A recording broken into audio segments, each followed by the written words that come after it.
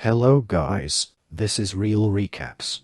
In this video, I will talk about a 2024 American action comedy, Jackpot.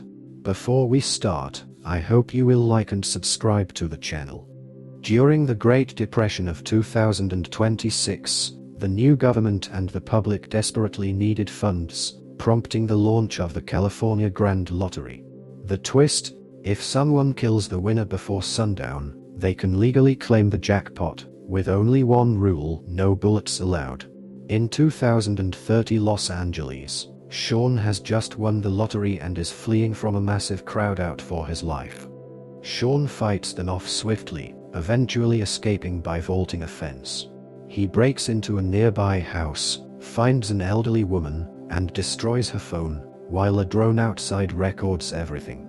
The grandmother pulls out a Grand Lottery bolt gun and kills him, summoning the lottery team to verify his death and receive a $22 million check on live television. A month later, Katie arrives in LA to rekindle her acting career, carrying an Oscar keychain as a cherished memento. On the bus, she entertains a little girl while pretending to be a cop to scold the girl's rude father. Later, she realizes her watch has been stolen by an elderly passenger who thanked her. Katie sees an ad for Lewis Protection Agency and wishes for bodyguards. She notices that everyone on the streets is either tense or violent as the media buzzes about the upcoming lottery drawing, offering a $3.6 billion jackpot in 18 hours. Meanwhile, Noel is at home, preparing his weapons while singing the Ninja Turtles theme.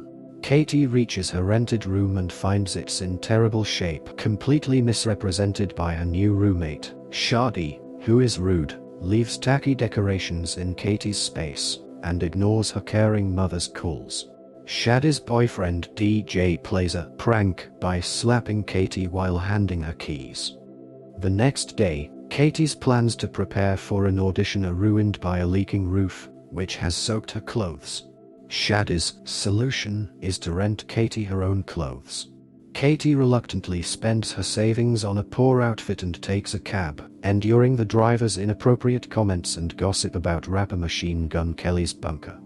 At the audition, she's charged $400 and, while preparing, accidentally activates Shadi's lottery ticket by touching it, unknowingly becoming an official contestant. When her monologue doesn't impress the panel, she's kicked out, and in the corridor, her ticket suddenly announces her as the winner.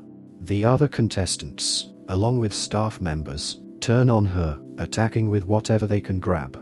Katie defends herself, using her stage fighting skills and narrowly avoiding flying shoes, until she manages to hide in another room.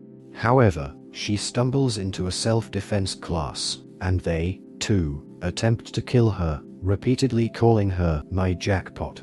While dodging their attacks, she asks for answers, but they ignore her. Amid the chaos, Katie is flung through a wall and lands in a yoga class where even more people attack her. Blood begins to spill, and Noel appears, bursting through the ceiling to save her. He offers 5 free rescues before requiring a 10% cut of her winnings. After using up her free saves, Katie reluctantly signs a contract with him, and he fights her pursuers more intensely, even tying Katie to his back for safety. When Katie later frees herself and grabs Noel's dart gun, he quickly takes it back, explaining that lottery drones broadcast the winner's location every 14 minutes, so they must keep moving. As they flee, food truck patrons throw knives, and Noel helps Katie dodge before getting them to his car. As they drive, locals track her location, and even the woman from the bus now wields a Grand Lottery bolt gun.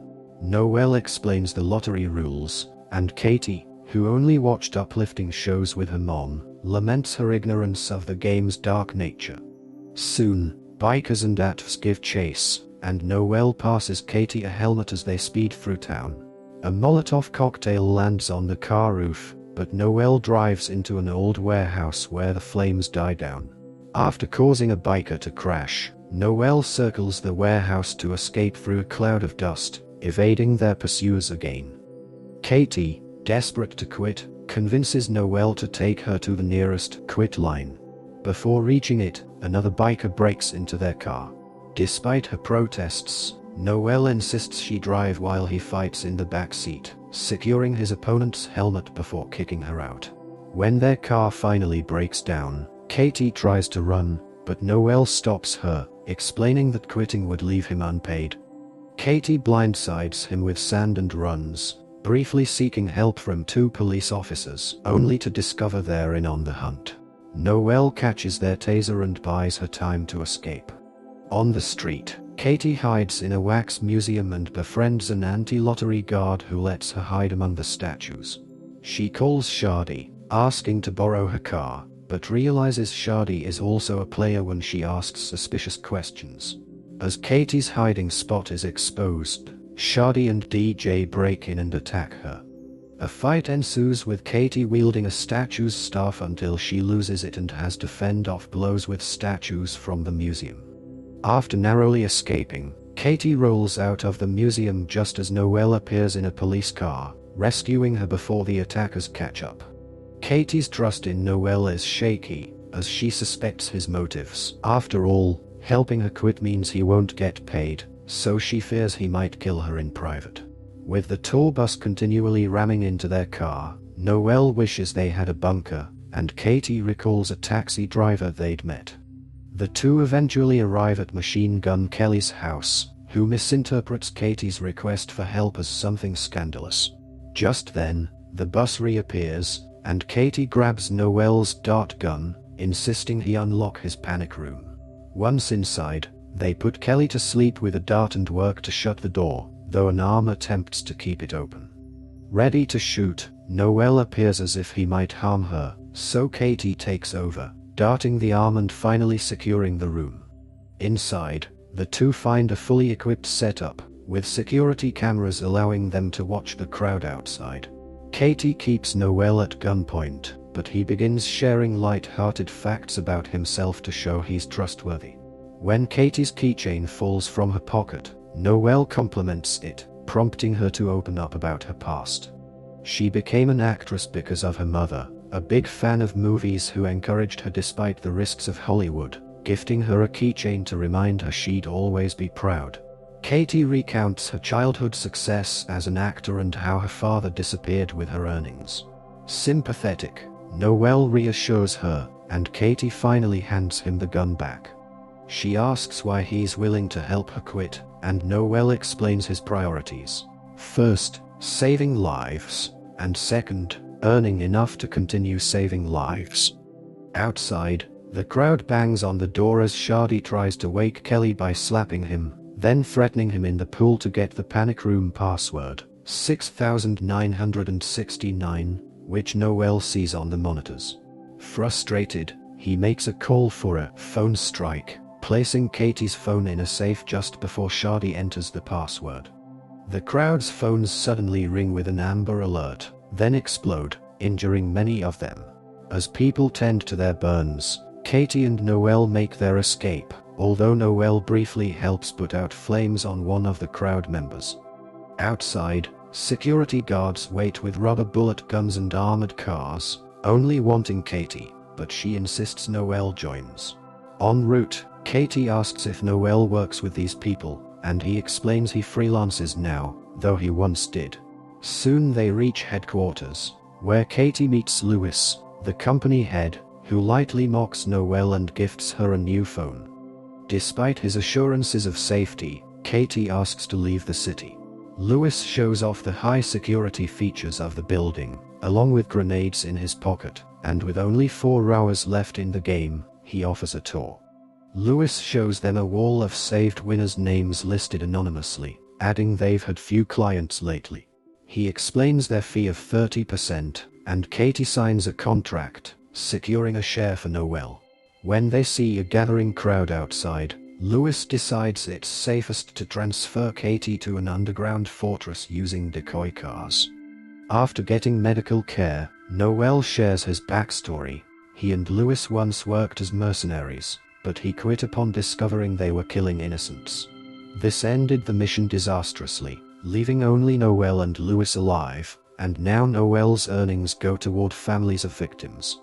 Katie opens up further, sharing that her father managed her career, only to abandon her with her mother's medical bills. Left with $600 and a bus ticket to LA, she's been struggling ever since. An employee brings a prosthetic device that transforms Katie's face into that of an older man, but Noelle finds the security measures excessive, realizing the company's expenses can't be covered by their low client rate. As Katie finalizes her disguise, Noelle suspects Lewis's true intent is to eliminate former winners.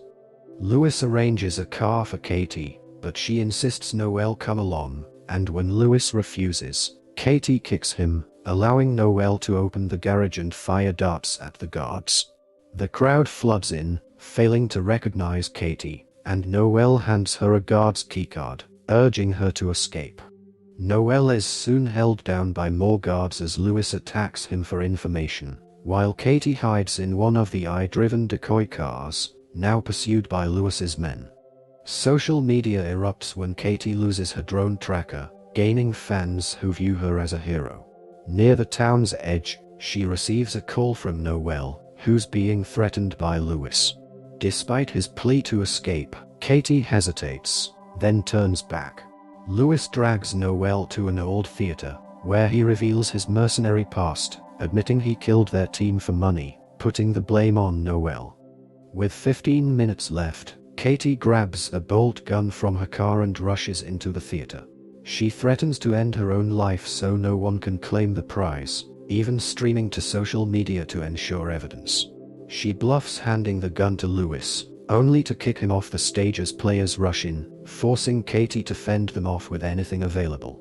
Lewis, regaining composure, grabs Katie's leg, and while a cop tries to intervene, Lewis pushes him aside. Noelle, handcuffed to a chair, joins the fight, singing the Ninja Turtles song as he breaks free. Katie bites Lewis, disarming him and tossing Noelle the keys. As he unlocks himself, Shadi appears, wielding a katana, but Katie quickly defeats her. More players arrive, forcing Katie to climb the stage decorations for safety. Noelle fends off Lewis with cymbals, finally defeating him. As Lewis's men form a human staircase, Lewis reaches Katie, and as they struggle, she reveals she's used her keychain to activate his grenade, which detonates, killing him. Katie falls but is caught by her fans just in time. With the timer hitting 0, Katie embraces Noelle, vowing to share half the prize. The lottery officials arrive with her check, and she publicly announces her departure from acting. 6 months later, Katie and Noelle are busy running charitable projects like a free protection agency, self-defense school, and youth support center. Noelle's attempt to open a Ninja Turtles-themed pizzeria lands him a lawsuit, but the duo enjoys their success, even taking vacations on their own superyacht. The end. Thanks for watching.